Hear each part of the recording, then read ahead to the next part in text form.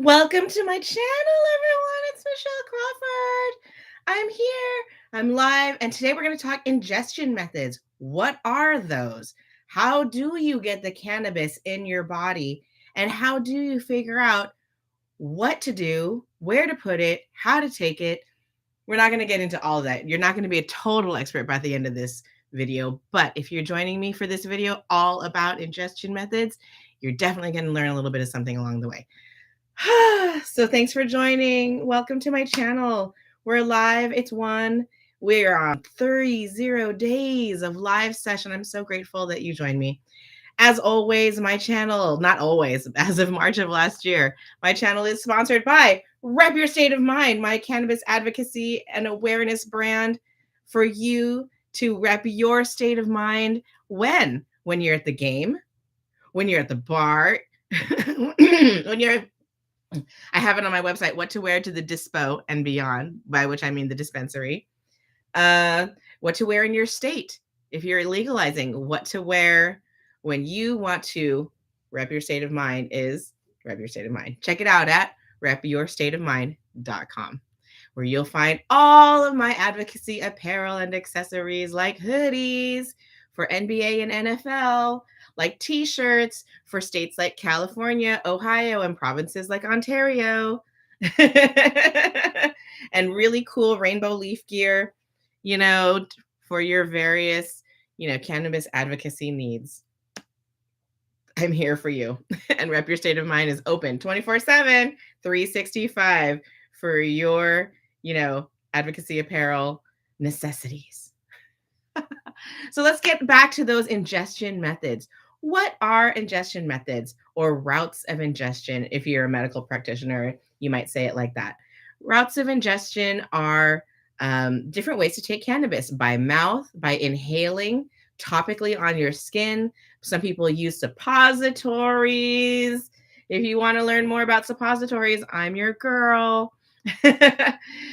Suppositories can be used both rectally in the backside and vaginally in the front side if you're a female. And let's see, topically, inhaled, ingested. The last one is called sublingually. Sublingually means sub, which means under, and lingual, which means referring to the tongue. So under the tongue, tinctures, the ones like I teach you how to make in my course, are drops that you can place under the tongue. They'll be absorbed by the mucosal membrane under your tongue there and go into your bloodstream in about 10 or 15 minutes. And so that is the last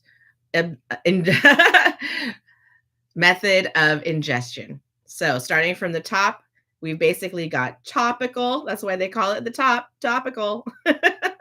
Then you've got inhaled through your nose and mouth. Let's get it in our lungs and therefore into our bloodstreams almost exactly like, how fast is it? It's almost instantaneous. Then we've got topical, but we call it suppository in the back and in the front.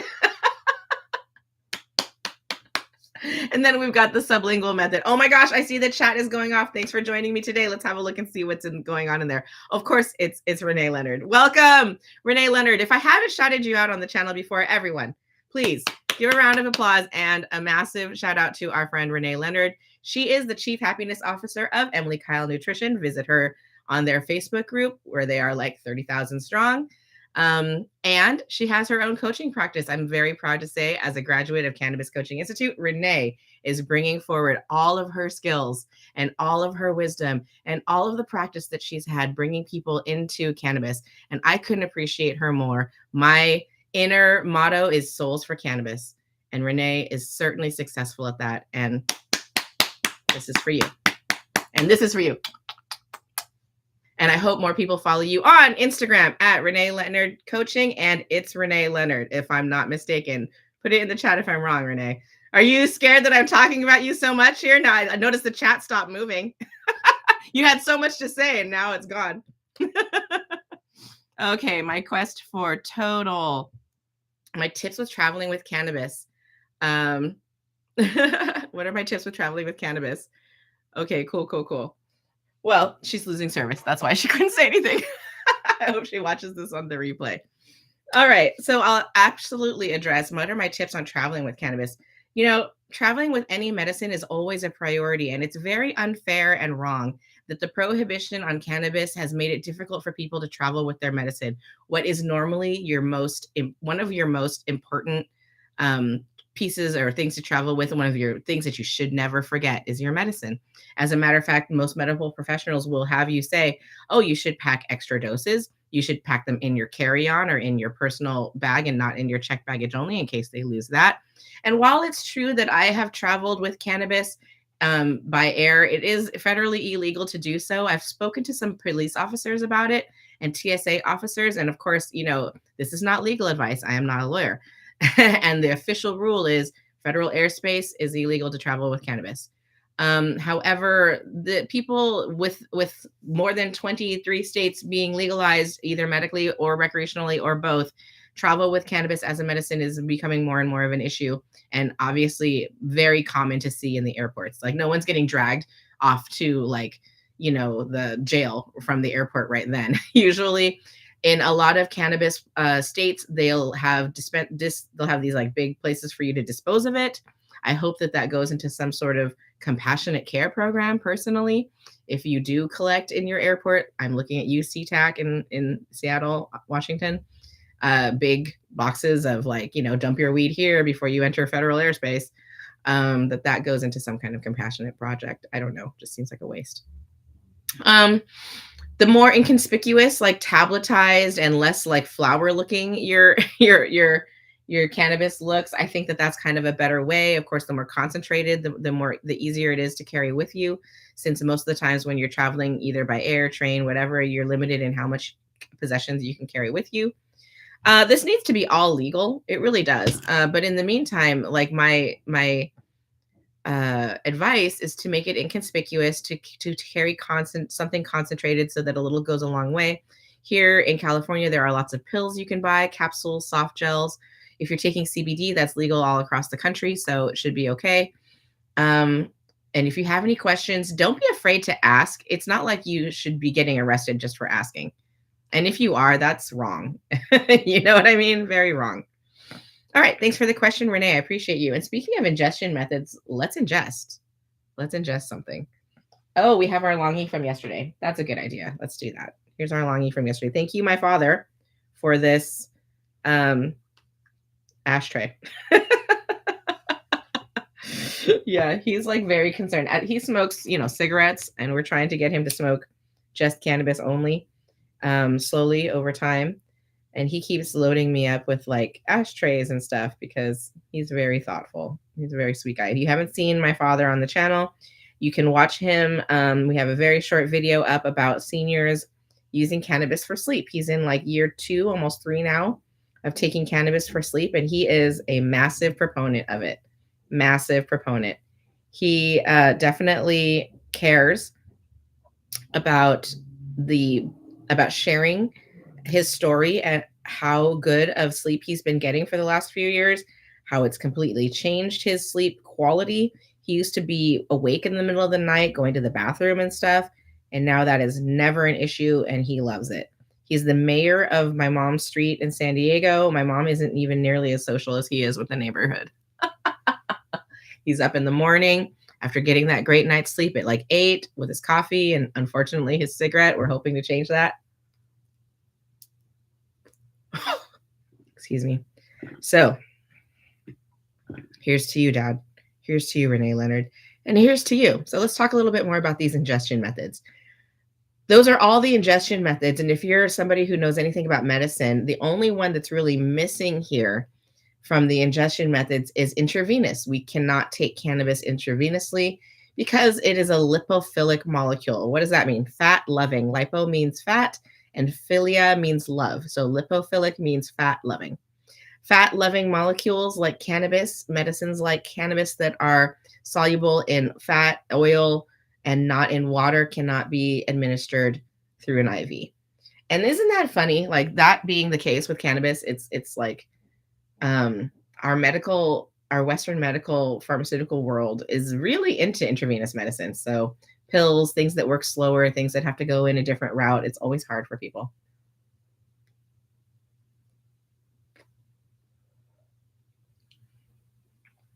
This longie is really good. I might have to roll more longies in the future. All right, so let's talk about why you will choose different ingestion methods. Some of the things should be very obvious. If you are using cannabis for a skin condition, topical cannabis salves, creams, lotions, that kind of thing would probably be the best choice for you. We're talking about things like eczema. We're talking about things like bug bites. For me personally, mosquitoes love me. I have sweet blood and all my kids and everything. And so I really love cannabis topicals for reducing itching, especially in the case of bug bites.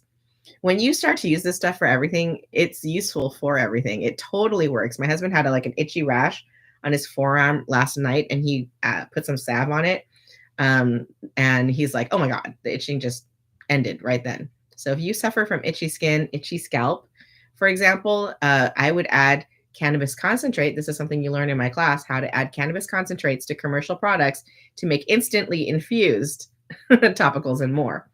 So in the case of like a hair oil or a scalp itchy treatment, I would infuse a hair oil. You can buy these at the store, all kinds of wonderful hair oil products for the scalp. And they come in these great bottles with nozzle tips. I would add a concentrate to that of cannabis to infuse the existing commercial hair oil product with cannabis, so that now I can put cannabinoids on my scalp using this product. So handy. If you know how to buy concentrates at the store and use them, you can do it that way. If you know how to make your own concentrates because you have an extract craft machine, or you took my class and you learn how to make FICO at home, ta-da, bada boom, bada bing. There you go. While you're wearing your Rep Your State of Mind apron. You know what I mean? That's the life. Making DIY medicine at home, wearing your Rep Your State of Mind.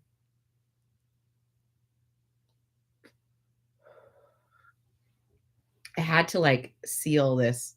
I wanted to use this little mouthpiece, but I didn't seal it well enough all around. So I've ended up having to kind of just use my mouth as a seal. All right. So topical cannabis would be great for addressing skin concerns that are on the skin, but it's also great for addressing deeper muscle issues that are under the skin. If you ever get sore from working out, or maybe you got a bruise and the feeling of soreness and bruisedness is like about an inch deep in your skin, topical cannabis can also help with that. The same creams, balms, ointments, salves, and lotions can be used to help with relieving muscle soreness, cramping, and pain that's a little tiny bit deeper than your skin, but not much more. Most people talk about it and they say that they're feeling relief about an inch deep. So if you have like sciatica and it's deep, deep in your hip, that's not necessarily going to touch it. This consumption method, topical, rubbing it on the outside of your hip, will relieve some of your pain, but it won't really get all the way deep in. So let's talk about that a little bit more. Let's talk about sciatica. You have some surface pain. You are maybe using a topical for that, but it's deeper. What would you do to address it? Well, we do basically need to get it into your bloodstream. So how can we get it into your bloodstream? There are 3 ways: sublingually, ingested edibly, as well as inhaled. Getting topical cannabis doesn't usually enter the bloodstream unless you use a specialized commercially made patch where the cannabis is infused into a sort of gel, like you'll see for nicotine packet patches and vitamin patches. There is a kind of commercially available made patch backing that can cross the skin barrier. It's called transdermal. It's not uncommon, but regular cannabis isn't transdermal. It's only getting into the skin and to maybe the area just underneath the skin, because of the skin. You're really only interacting with receptors on the skin. So in order to interact with receptors deeper, in the case of our sciatica, problem here, we would need to go into the bloodstream. And then once cannabinoids are in the bloodstream, they're widespread around your body. So we are now treating anything, in the body. Another way to maybe get at that sciatic pain, if it was in the lower back or hip, is to use a suppository. I find that especially rectal suppositories, which are available to everyone, since most everyone is equipped with a rectum, then we see local help to the digestive tract, to the lower back, and to the pelvic area. So if your sciatica was hip-based, I might say try a suppository. Try getting it into your bloodstream as well. So another way to get cannabis how do you get cannabis into your bloodstream? Inhaled sublingually through the mucosal membrane under your tongue, or any of the mucosal membranes in your mouth. You might hear people say rub it on your gums. It's all the same thing. It's basically like getting cannabis oils. If you're rubbing a concentrate onto your gums, if you're dropping some drops under your tongue, or if you're just plain eating an edible, we are definitely the goal is to get cannabis into our bloodstream to help with something that a topical thing couldn't reach. So that's useful for digestive issues, cancers, anything that has to do with your brain, anything that has to do with any part of your inner body, your organs, all of that. Any kind of muscle pain that's deeper than an inch and can't be reached topically. Menstrual issues, obviously, I'm going to say vaginal suppository. Smoking will also work because it's getting into your bloodstream. Edibles will also work. Topicals, not so much. The uterus is deep inside. You can certainly rub, some topicals onto your stomach, but it's really not going to have as much of an effect as something either local, the suppositories in the vagina, or something that's in your bloodstream and now is body-wide. Mental issues, depression, anxiety, things like that. Again, we need to get it to the brain, to the heart. We need to get something in the bloodstream. And most people will use inhaled cannabis for that. When we're talking about all these different ways of getting cannabis into the bloodstream to attack things in our bodies, inside, things that topicals and suppositories can't reach, for example,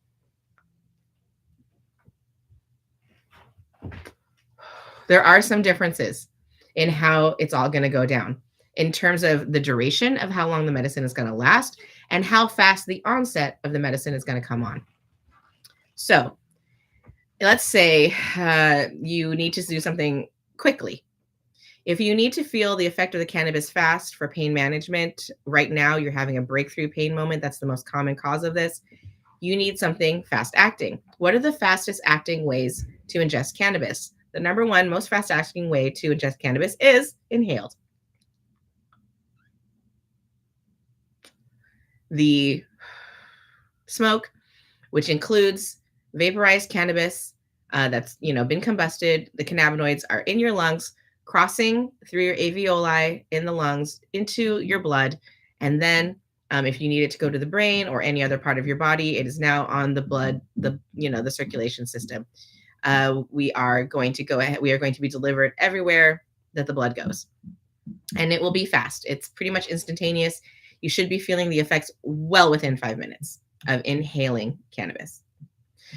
The second fastest way to ingest cannabis is sublingually in the mouth mucus, the mucosal membranes of the mouth. Underneath the tongue is what we call sublingual. So dropping tablets, oils drops, alcohol-based drops, any of that kind of medicine under your tongue, or using a concentrate and rubbing it on your gums, all of that is considered the mucosal or ingestion route. And the onset is around 10 or 15 minutes. So not as fast as inhalation, not as slow as the next thing we're going to discuss, edibles. Edibles are a slow method of ingestion. They take the absolute longest. Almost everybody has some kind of story where edibles took too long to kick in and you took too much, or your friend took too much, or your cousin took too much and ended up in the hospital or wherever because they were scared. That's so common. And as a health coach and educator, I wish that story would just never happen to anyone. It's so common. So the problem is the onset time. The thing that's causing the problem with edibles in this very common scenario is the fact that the onset time is 45 minutes to 2 hours, depending on you. Everybody is a unique snowflake, and I can't predict how long it's going to take. But if you take an edible, you're definitely not going to feel it within 5 minutes. You're definitely most likely not going to feel it within 15 minutes unless it's a new kind of edible that I'll talk about in a minute, the nano processed kind. Okay, so typical edibles, they take 45 minutes to 2 hours to kick in. Why bother? What's the upside? The upside of an edible is that it lasts a long time. So if you're trying to manage pain, edibles, pills, concentrates made into capsules, swallowing tinctures, or any kind of food that's infused with cannabis, THC especially, but also CBD and all the other alternative cannabinoids, will last between 4 to 6 hours of relief from whatever issue that you're treating. The effect is long lasting with an edible. The effect of sublingual cannabis is much shorter, 2 to 3 hours at the most. The effect of inhaled cannabis is also very short, maximum of 2 hours typically. This includes dabbing. Dabbing is just an inhaled cannabis that is a concentrate. You're inhaling a concentrate. If you've ever smoked an infused joint, a hash hole, an infused pre-roll, you've basically done the equivalent of dabbing. You've combusted your concentrate and inhaled it. This is heating up the concentrate to vaporize it and inhaling it. So in terms of onset, it's the same fast, instant onset. And in terms of duration of effect, it is the same, about 2 hours at maximum. I love knowing how to ingest cannabis, and I love teaching other people about it because I think it's very empowering. I'm all about education, empowerment, and encouragement on this channel. So if you're encouraged by learning to this today, please drop a heart down in the comments. If you have any questions that you think I, Michelle Crawford, cannabis health coach and educator who offers both, cannabis advocacy apparel, as well as classes in DIY, please check out my website. All the links are below, cannacuriouscoaching.com, and rep your state of mind for the apparel.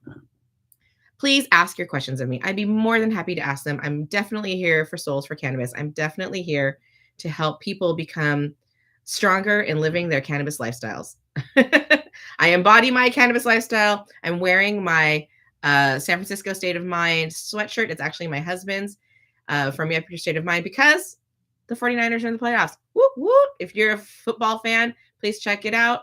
And if you're not a football fan, if you like NBA, I got that too. And if you're not a sports fan, I hope you love cannabis because we're going to talk about all that stuff here on the channel. Speaking of what we're talking about on the channel, the last thing I want to mention is that I'm back at 420 today. Me and my cannabestie. Oh no, I just ashed all over my lap. Me and my cannabestie, Kirsty Chadsey of Women Empowered Cannabis Advocates Network, are going to go live together using this new app, new YouTube feature. It's not new. It's been around for about a year, but I've never tried it before, and neither has she. So the two of us are going to go live together using the Go Live Together feature of YouTube today at 4:20 on my channel. Will we succeed? I sure hope so. And if you are available, please tune in for what will be a most energetic, most exciting chat between me and my friend of the channel, Kirsty Chadsey, founder of Women Empowered Cannabis Advocates Network. That's all I got. That's all I got. I promise. See you at 4:20. See you tomorrow for day 9 of 30 days of live session. Mwah! Thanks so much. Bye again.